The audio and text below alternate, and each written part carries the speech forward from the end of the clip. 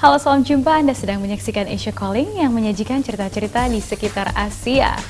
Dalam Asia Calling kali ini, pemerintah Myanmar mencanangkan program untuk memastikan setiap warga memiliki akses obat antivirus HIV/AIDS dan cerita tenaga kerja Indonesia yang terkatung-katung di negeri orang. Anda bersama saya Aika Agustin dalam Asia Calling, your window on Asia.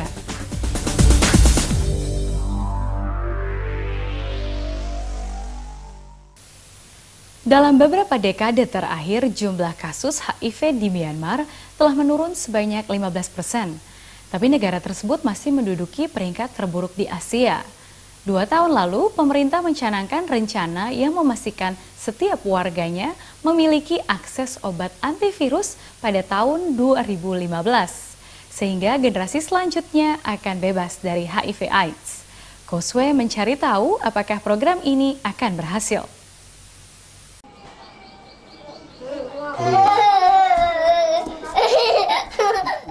Polai baru saja berulang tahun yang ketiga. Dia berasal dari sebuah kota kecil di negara bagian Mon, 120 km sebelah utara kota Yangon. Tapi sekarang dia ada di klinik HIV di Yangon Selatan, Dagon. Polai lahir dengan HIV positif, ditularkan ibunya sejak dalam kandungan. Dia sudah ada di klinik ini selama 2 bulan untuk mendapat perawatan. Ani nak thang lau ma shi de aku kli si di bawah shi an lau be shi ro so kli de kli so ro ma pyo tat ma so tat do ma lo at dat yoga ni pula ma ja lo ma phit kin kli wa chou tin ka ko tai ta. Ibu Po adalah penjual ikan di pasar setempat. Dia tertular HIV dari suaminya. Ia baru tahu begitu ia sakit saat tengah mengandung.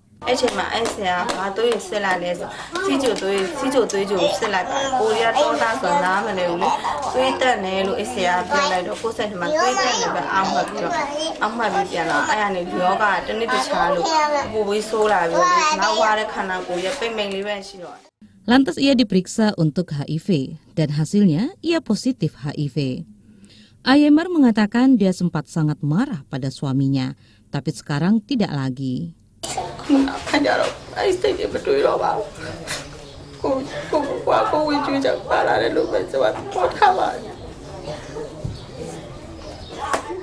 Miatmin kini berusia 13 tahun. Ibunya meninggal saat ia berusia 4 tahun. Setahun setengah kemudian ayahnya meninggal. Ia baru tahu kalau ia positif HIV ketika berusia 11 tahun.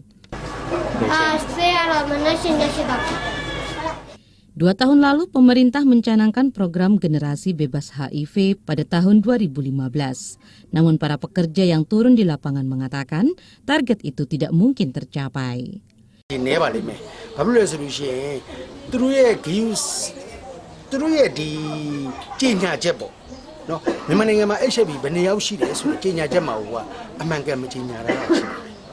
Tiantai bekerja pada klinik tempat Polai dan ibunya dirawat. Sekarang ada lebih banyak jumlah klinik, tapi jumlah pasien juga lebih banyak dan kekurangan obat ARV. Tapi ada sedikit perkembangan. Hampir 2 kali jumlah Oda sudah mendapatkan perawatan dibandingkan 3 tahun lalu.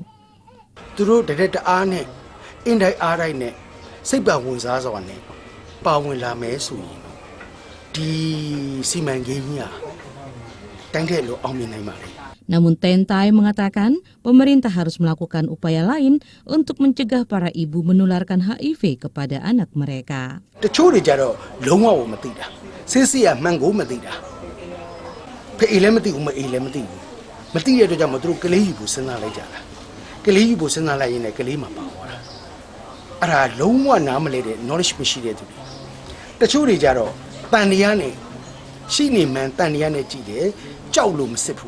Bulan lalu Aung San Suu Kyi mengumumkan komitmennya untuk menurunkan jumlah kasus HIV dan bertekad mengakhiri diskriminasi bagi Oda. Tapi bagi pasien seperti Ayemar, yang dibutuhkan adalah perawatan, bukan sekedar janji.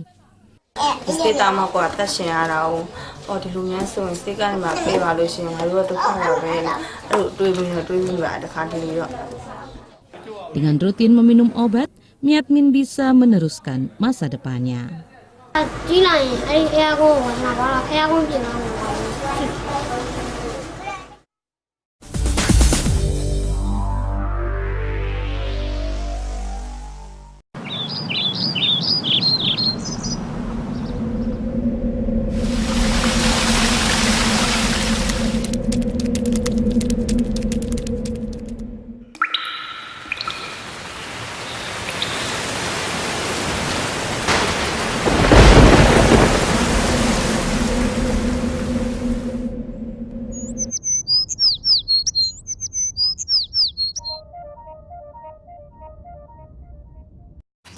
KBR 68H adalah kantor berita radio swasta terbesar di Indonesia. 650 radio jaringan di Indonesia serta 9 negara Asia dan Australia mengudarakan produk kami. Aneka program radio berbasis jurnalisme berkualitas tinggi yang menjadi rujukan masyarakat. Kantor berita radio 68H, terpercaya menjangkau Nusantara.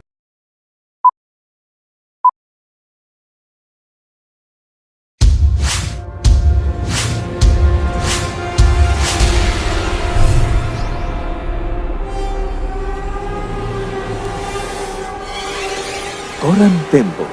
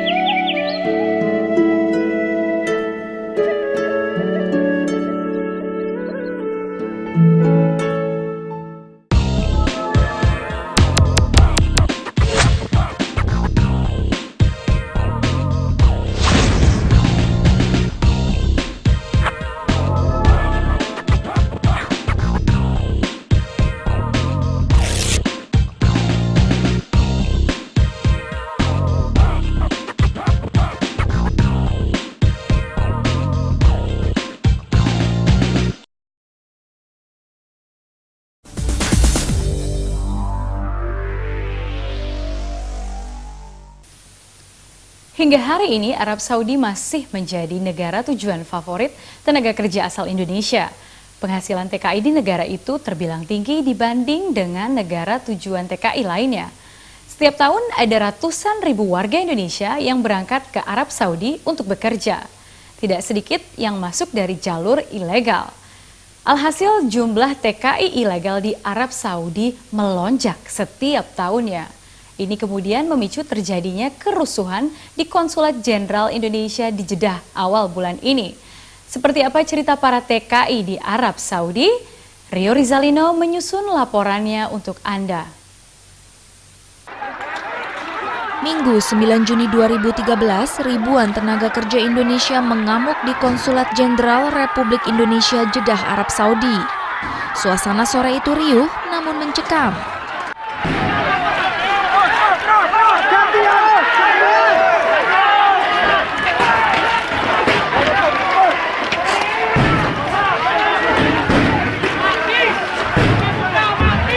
Tak lama kemudian, asap terlihat membumbung ke langit lalu disusul kobaran api di salah satu sudut gedung Konsulat Jenderal Indonesia.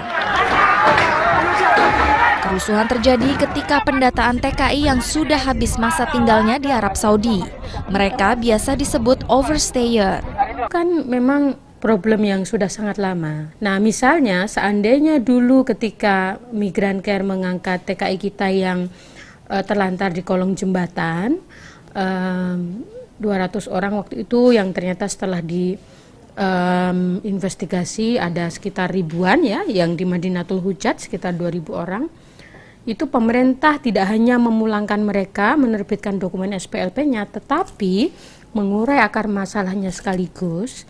Barangkali buruh migran yang tidak berdokumen itu bisa diminimalisir. Problem overstayers itu mulai bisa dipecahkan secara bertahap. Tingginya jumlah TKI overstayer di Arab Saudi membuat otoritas negara itu mengeluarkan kebijakan pemutihan atau amnesti. Kebijakan ini diharapkan dapat menekan jumlah angka TKI ilegal dan tidak berdokumen di Arab Saudi. Ada di sini, Mbak, itu jumlah TKI tak berdokumen atau ilegal itu ada berapa banyak? Di Jeddah saja 600.000. Di Jeddah saja. Kalau di seluruh Saudi sekitar 1,1 juta ya. TKI ilegalnya 1,4. Jadi kejar-kejaran itu jumlah antara TKI legal dengan ilegal. Tapi ternyata niat baik itu berbuah kerusuhan.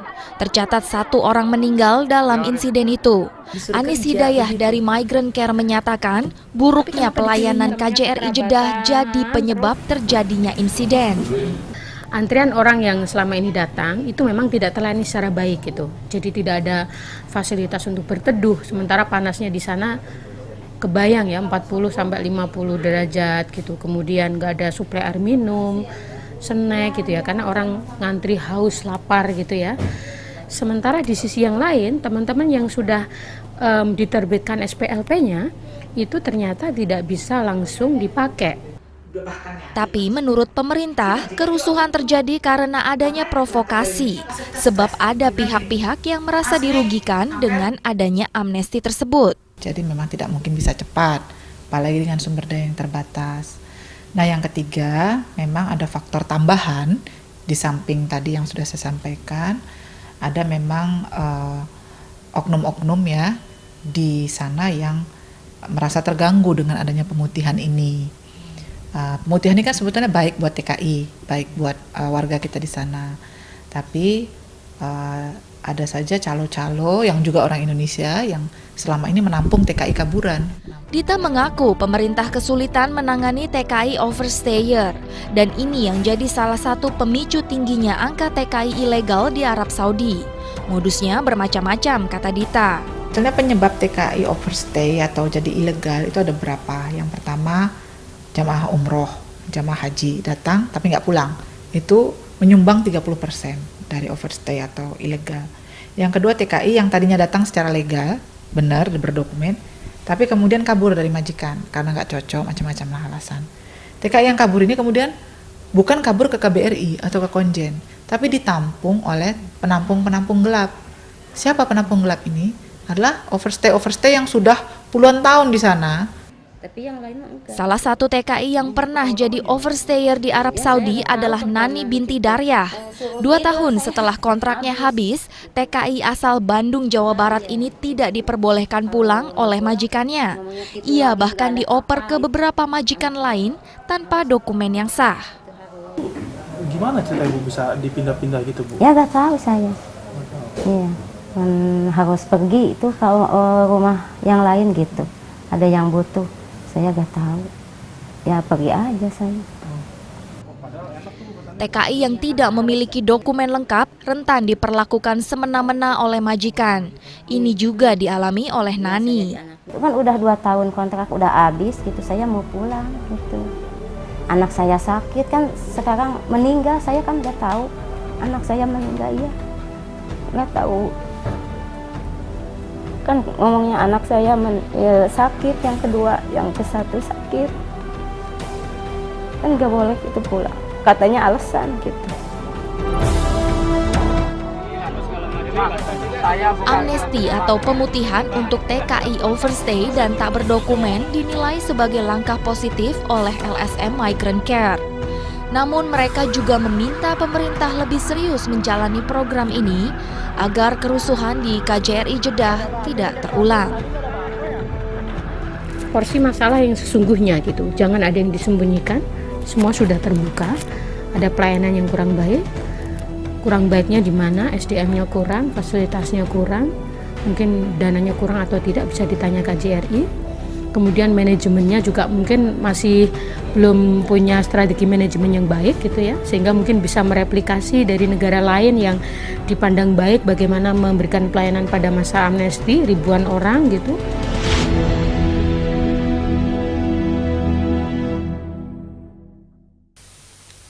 Indonesia merupakan negara dengan penduduk muslim terbesar di dunia. Oleh karena itu tidak heran jika masjid yang merupakan tempat ibadah umat Islam dengan mudah ditemui di Indonesia. Masjid di Indonesia memiliki tradisi penggunaan pengeras suara untuk berbagai kegiatan yang dilakukan. Mulai dari panggilan sholat, kegiatan pengajian hingga peringatan hari besar agama. Namun kini muncul suara menggugat tradisi penggunaan pengeras suara di masjid.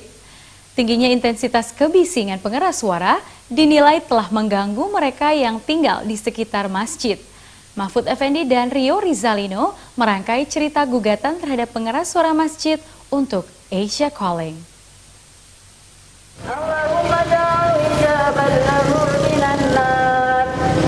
Siang itu, Rafiah Azan bersama sekitar 20 orang anggota Majelis Taklim At-Taqwa menggelar pengajian rutin mingguan di Masjid At-Taqwa di Bilangan, Jakarta Timur.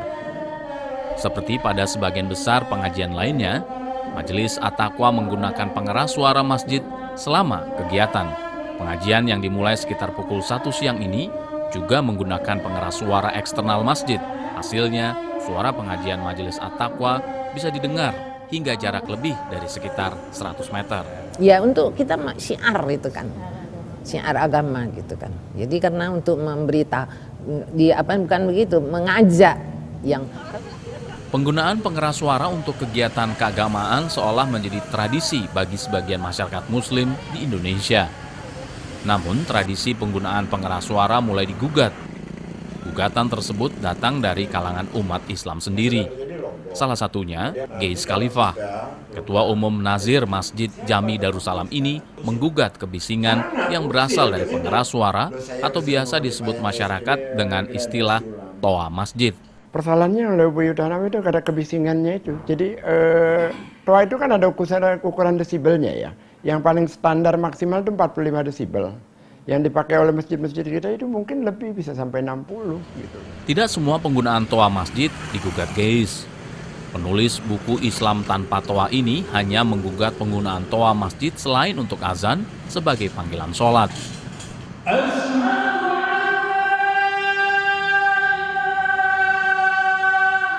Menurut Geis, selain untuk azan, penggunaan toa masjid telah mencapai tahapan mengganggu ketenangan masyarakat. Kan toa itu berfungsi, ada sisi positifnya selama itu dibuat sesuai porsinya gitu loh. Ya kalau azan silakan, ya bagus. Kalau tanpa toa kan ya repot juga orang. Tapi kalau 1 jam sebelum subuh sudah teriak-teriak itu kan ya mengganggu. Masih waktunya orang tidur.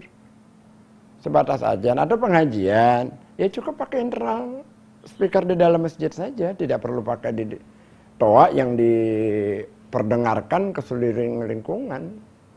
Gugatan terhadap kebisingan toa masjid juga disampaikan Ketua Umum Dewan Masjid Indonesia, Yusuf Kala.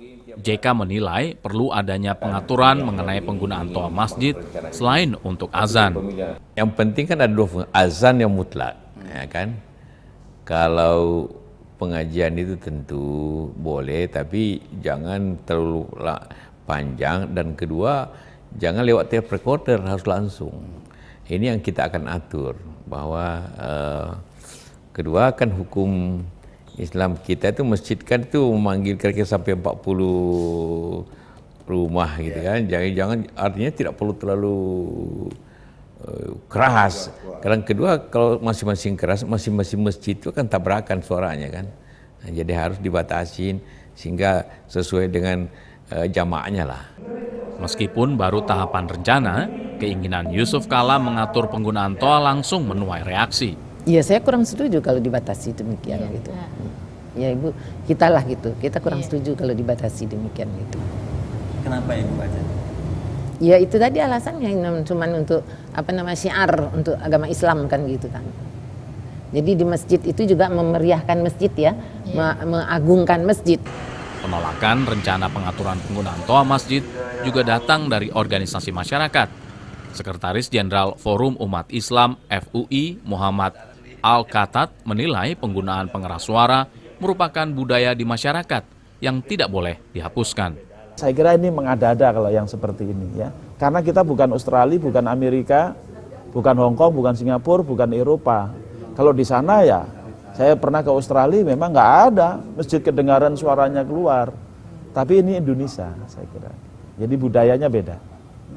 Meski keinginannya akan pengaturan penggunaan toa masjid ditentang sejumlah pihak, Geis tetap berharap penggunaan pengeras suara masjid untuk kegiatan keagamaan tak lagi bising dan mengganggu. Bagi Geis, pesan keagamaan akan lebih terasa tanpa harus membuat kebisingan. Mencerdaskan. Syiar itu dengan hikmah. Syiar itu dengan etika. Kalau syiar itu tidak dilakukan dengan hikmah, tidak dengan etika, syiar itu tidak akan sampai.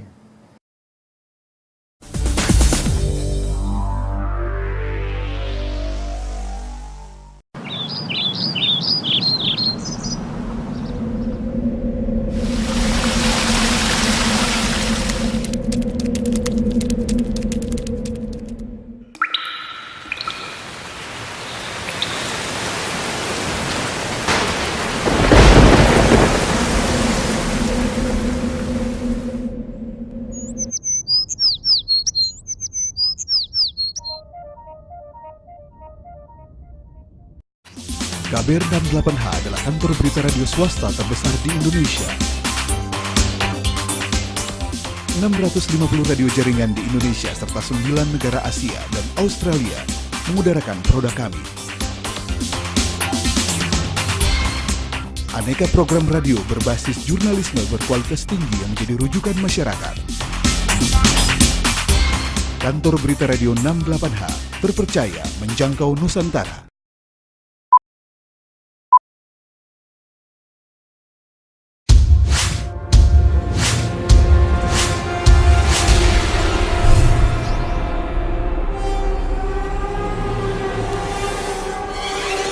Koran Tempo.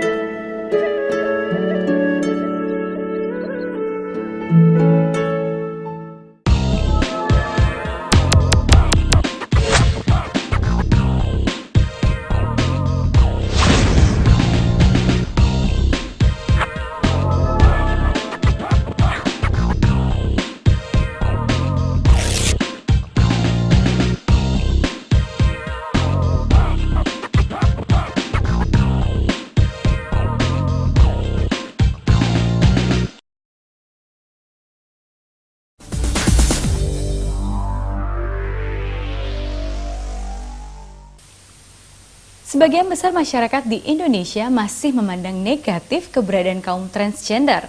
Akibatnya, diskriminasi serta intimidasi kerap diterima oleh kaum transgender. Ingin mengubah stigma yang berkembang di masyarakat, sejumlah transgender membuat film tentang kehidupan mereka. Sejumlah sisi kehidupan transgender ditampilkan dalam sebuah film untuk mengubah stigma di masyarakat. Mahfud Effendi dan Alva Noviar merangkai ceritanya untuk Asia Calling.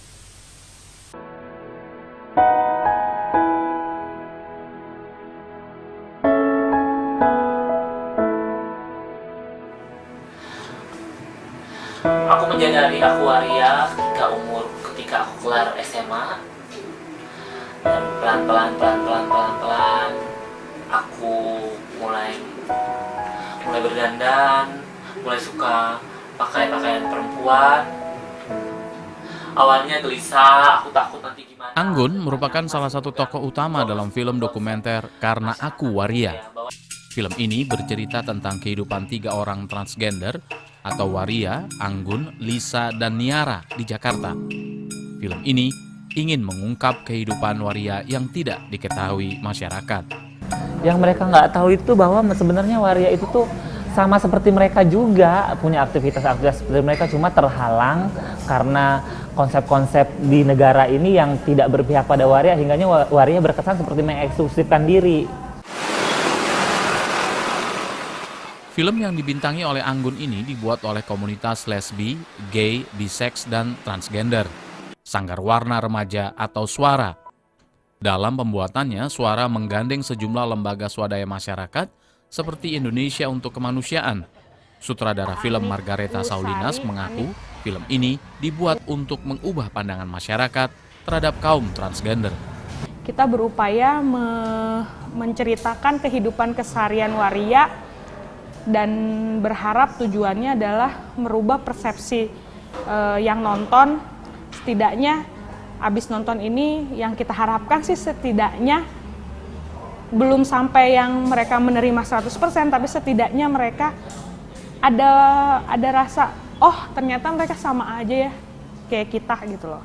Bahwa punya pergolakan batin, punya permasalahan keseharian juga yang nggak beda sama kita. Keberadaan kaum transgender di Indonesia masih belum diterima oleh sebagian besar masyarakat. Kaum transgender dianggap sebagai penyimpangan atas norma yang berlaku di masyarakat. Waria dianggap sebagai aib oleh lingkungan masyarakat atau bahkan keluarga. Menurut Direktur Indonesia untuk Kemanusiaan Anik Usari, stigma masyarakat itu membuat kaum transgender kerap mendapat diskriminasi. Masalahnya sangat luas dan kompleks itu ya. Tapi kalau saya lihat akar masalahnya itu tadi, tidak diterimanya mereka atau mereka dianggap aneh dan dianggap bukan sesuatu yang harus ada gitu ya. Itu akar masalahnya. Itu menimbulkan berbagai hal. Jadi misalnya pendidikan mereka rendah karena mereka biasanya sudah mulai dari tingkat sekolah, mereka tuh udah dijauhi atau Perlakuan diskriminasi terhadap kaum transgender dinilai Anik tidak hanya oleh masyarakat, namun juga oleh negara. Tidak adanya pengakuan terhadap transgender membuat kaum mereka kerap kehilangan hak sebagai warga negara. Sehingga kami memang akhirnya memikirkan bahwa tampaknya kisah-kisah teman-teman waria ini yang kami dapati memang banyak mengalami stigma dari masyarakat, diskriminasi dari masyarakat itu harus diangkat. Dan film adalah salah satu media yang diakui oleh banyak orang itu adalah alat yang kuat ya dan gampang dimengerti.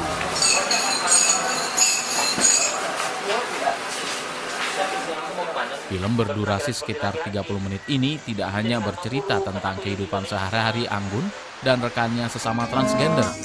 Pergolakan batin seorang transgender juga menjadi plot dalam film ini.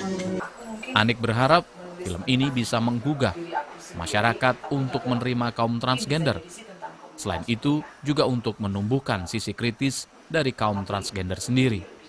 Film ini hanya salah satu sarana kami untuk mendukung perjuangan teman-teman waria untuk diakui sebagai warga negara Indonesia. Sebenarnya kan yang lebih berat juga adalah kemudian pelan-pelan menumbuhkan daya kritis di mereka sendiri, teman-teman waria, bahwa mereka itu adalah warga negara yang punya hak yang sama. Sama juga di sisi masyarakatnya bahwa ya waria ini juga manusia gitu. Anggun berharap pandangan negatif masyarakat berubah setelah menyaksikan film ini. Harapanku terhadap film ini sih semoga bisa disaksikan oleh masyarakat umum di luar waria agar mereka tahu bahwa yang namanya waria itu tidak melulu tentang pekerja seks, tidak melulu tentang pengamen, juga tidak melulu tentang di dunia kecantikan. Sebenarnya waria itu luas loh, sama seperti kayak perempuan aja.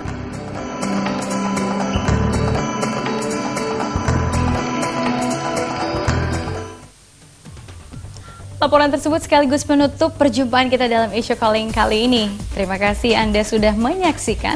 Kami undur diri dan sampai jumpa pada Asia Calling berikutnya. Asia Calling, your window on Asia.